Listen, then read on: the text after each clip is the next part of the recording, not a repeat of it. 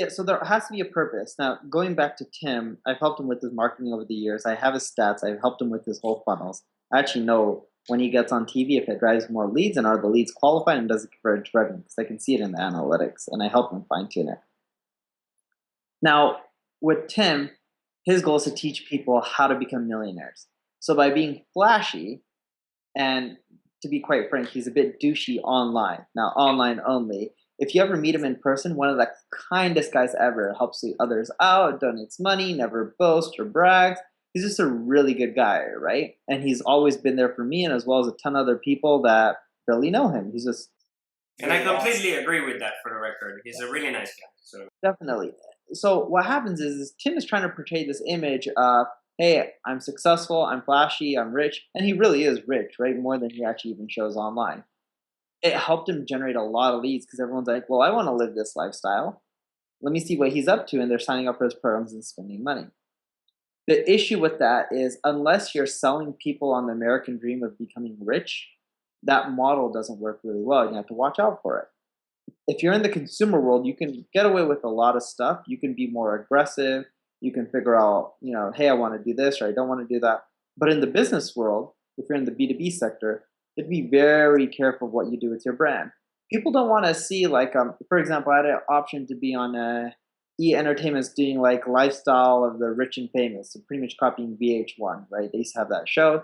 E is doing the same thing, and they said, "Hey, do you want to be on our show and show off your lifestyle?" No, I don't want to show off my lifestyle. Why? If people think I have money or I'm doing really well, all it's going to do is create more competitors, right? Like a business isn't going to sign up for me because like, wow, you're rich. I like all the watches you have, or I like X, Y, and Z, right? It doesn't help me one bit. You got to figure out who's your ideal customer. What do they want to see or read about you online? And that's where you got to focus your energy when it comes to branding or PR. so is there anything you've learned this past year now that you have a high focus on branding that our users can take back and kind of think about their own business in 2015? Are there some maybe kind of golden rules that are more systemized based on today's social channels and so on and so forth that you can share? So yeah, a few things. One, don't go for quantity, go for quality. What I mean by that is everything when it comes to branding, they want the biggest audience online to talk about them. You don't need a celebrity to talk about you. You don't need to be on Huffington Post or any of these big sites. You need to focus on quality. What I mean by quality is, for example, I focus on online marketing. It's better if an online marketing site that talks about me that has a few 100,000 visitors mentions and blogs about me than Huffington Post or Forbes that has 10 million visitors a month, hypothetically, right? It's all about the quality. What I found out about that is by going after really targeted branding campaigns, even though they don't drive volume, you end up generating much more revenue. Like I've had customers sign up and be like, yeah, I found you on Search Engine Journal, that blog that talks about internet marketing. It's not that popular, but you had a great content on there, so I thought I would try out your products. And we signed a contract for $240,000 paying for your software because like the content that you wrote on there. It's niche. Won't drive a lot of volume, but again, quality is what drives revenue.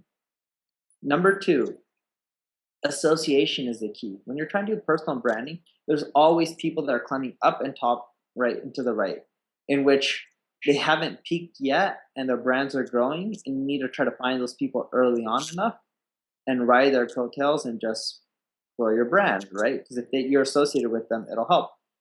But ideally, they have to be in similar fields to you, or their audience has to be your ideal customer, right?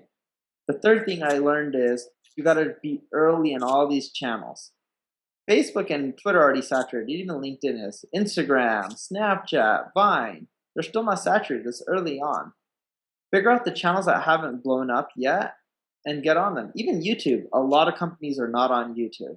It works extremely well. I don't know why companies aren't on there, but it does work really well. So you got to figure out where you want to focus your time, your attention, and then go from there, right? But it's all about those three things. And I think if you follow them to the T, you'll do well in the current market environment. So you said something about these new social channels, which I want to talk about. So the Vine, the Instagrams, and YouTube is fairly old, but still has a lot of potential forward. For Vine, Snapchat, and so on and so forth, do you see value in being in all of them, or just picking the ones that are relevant to kind of the way you share content? So if you have video content, you want to be on YouTube, but should you also be on Vine and Snapchat, even though that's not necessarily the type you have longer content, maybe? You got to test it out and figure out what works well for that audience. So, for example, creating an Instagram profile didn't work well for me, but getting other people who are on Instagram and popular to post about me has worked extremely well.